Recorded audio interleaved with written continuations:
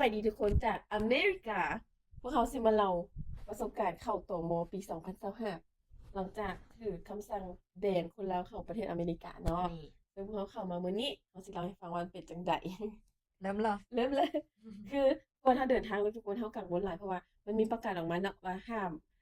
สัญชาติ12สัญชาติเข้ามาประเทศอเมริการวมทั้งคนลาวหั้นน่ะซึ่งทนายของพวกเขาน่ะบอกอยู่แล้วเนาะว่าพวกนักดาวที่เป็นศิลปินเนาะมีวีซ่านักร้องพี่สามวีซ่าน่ะบ่มีปัญหาอยู่แล้วแต่ว่าอันที่ห้ามหั้นน่ะแม่นวีซ่าท่องเที่ยววีซ่านักเรียนแล้วก็วีซ่าว่าเขาเอิ้นหยัง B1 B2 MJ อิหยังหั้นน่ะพวกนั้นเนาะแล้วซึ่งเฮาแม่นเป็นคนถือวีซ่า B1 B2 ก็คือวีซ่าท่องเที่ยวหรือเขาจะเอิ้นว่าธุรกิจก็ได้หั้นเนาะ เขาก็ย้านเนาะอีเมลไปหาสถานทูตคนใดอีเมลไปถามได้ว่าอันวีซ่าข่อยหั้นนะยังเคยเข้าอเมริกาได้ว่าสถานทูตก็ตอบมาว่าอันพวกเขามีหน้าที่ออกวีซ่าอย่างเดียวบ่ได้แม่นมีหน้าที่กำหนดว่าจะเข้าได้หรือบ่อันนั้นแม่นด่านตมทางฝั่งอเมริกาเป็นคนตัดสินใจเพิ่นว่าแต่ว่าให้เจ้าไปอ่านอันออร์เดอร์ที่เขาเจ้าเขียนไว้ให้เฮาเขียนเนาะแล้วก็ส่งลิงก์มาเฮาก็อ่านลิงก์ปุ๊บเฮาก็ตกใจแล้วนั่นดาวตกใจอีหลีได้เพราะว่ามันเขียนเนาะบอกว่าย้อนว่าคนลาวที่ว่ามาอเมริกาแล้วเขาเอิ้นหยังอยู่เกินวีซ่าหั่นน่ะ ถึงว่าคนนี้ใดก็ตามเจ้าอยู่แล้วบ่กลับหั้นนะแล้วไปเปลี่ยนวีซ่าอื่นให้มันถูกต้องกับทางอันนี้เขาจะเอิ้นว่า overstay หมดแล้วเขาจึงค่อยแบนคนลาว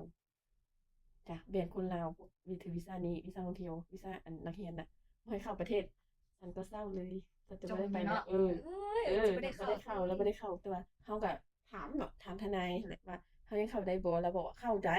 เรายืนยันว่าเข้าได้เราก็ส่งอันลิงก์หั้นน่ะให้เราอ่านแล้วบอกว่า แม่นอันนั้นน่ะแต่ว่ามันมีรายละเอียดย่อยอีกว่าบ่ให้เข้าค่ะนะเป็นกลุ่มใดแล้วมันมีรายละเอียดย่อยว่าคนที่ได้วีซาก่อนออร์เดอร์ของอันประธานาธิบดีออร์เดอร์น่ะวันที่9เดือน6ถ้าว่าได้ก่อนหั้นน่ะเข้าได้บ่มีปัญหาแล้วก็สิเขาก็ยังกังวลอยู่เขาจะเขาบ่ให้ขึ้นอยู่ในนั้นนี่ล่ะย้านตั้งแต่พุ่นน่ะมาก็มาโลดคันบ่ให้เข้าก็สิกลับสินะปรากฏว่าพวกเราติดตมเด้ติดแท้เด้อติดดนเด้ อันพูดติดให้แม่นดาวๆ บ่แม่นเอา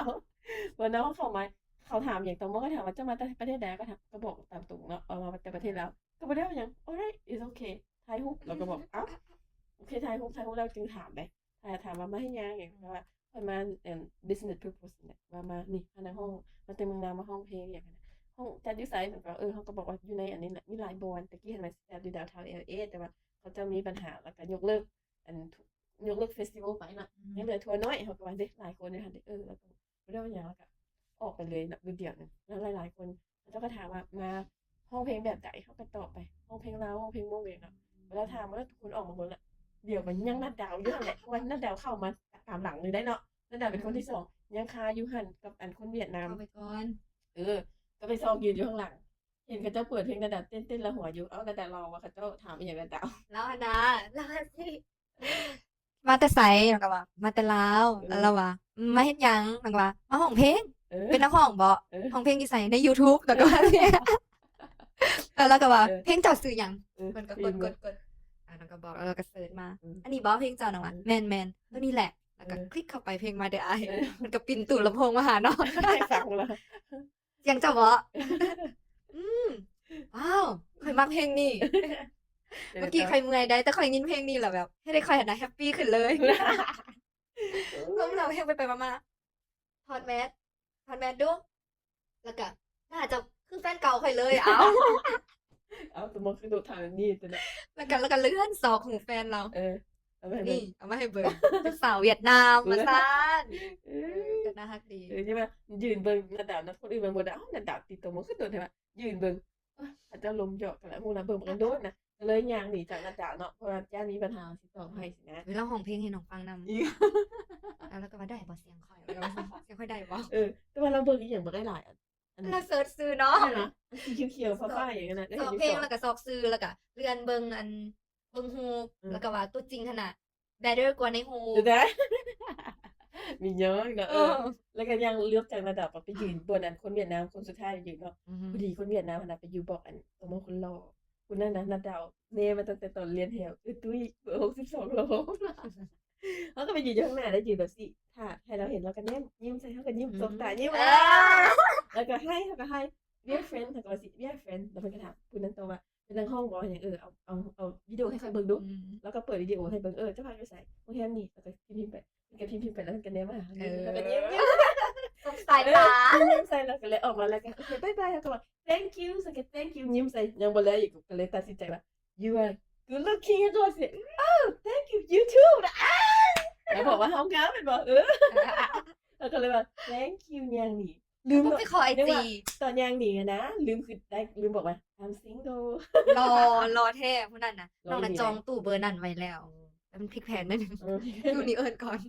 เดินไปดีใจนะไปบอกพวกนั้นว่าเขาจะว่าค่อยงามว่าซั่นแล้วเหลียวไปเบิ่งนั่นน่ะยังลมต้องมองคือเขายังบ่แล้วพวกนั้น เราถามเลยอยู่เนาะ ถามนั่นถามนี่เนาะเบิ่งวิดีโอกันไหมเป็นแต่ยังหัวทางคนมาถามพวกสบายดีเฟซก็ยืนหาอยู่ไปไหนสิออกมาบอกว่านั่นดันติดต่อมอเด้อ นั่นแหละนะทุกคนก็ผ่านมาได้เนาะบ่ได้มีปัญหาก็คือว่ายังไง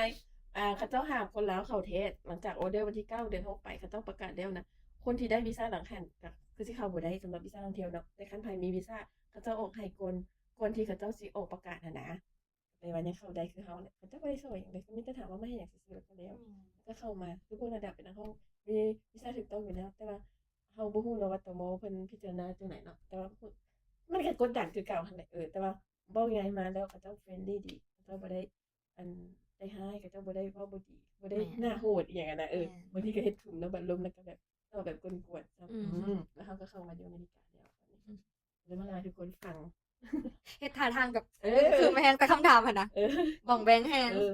พิมพ์ให้ได้พิมพ์ให้ทุกคนแล้วพิมพ์ให้เพื่อตอบบ่ถามเนาะ บ่ถามหนูบ่ได้ใส่เลยเจียไปให้ แล้วทุกคนมาฮอดแล้วมีแต่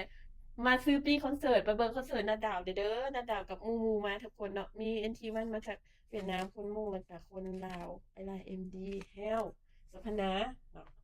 ทุกคนมาเบิ่งเด้อซื้อปีหลายๆมีหลายบวนบ๊ายบาย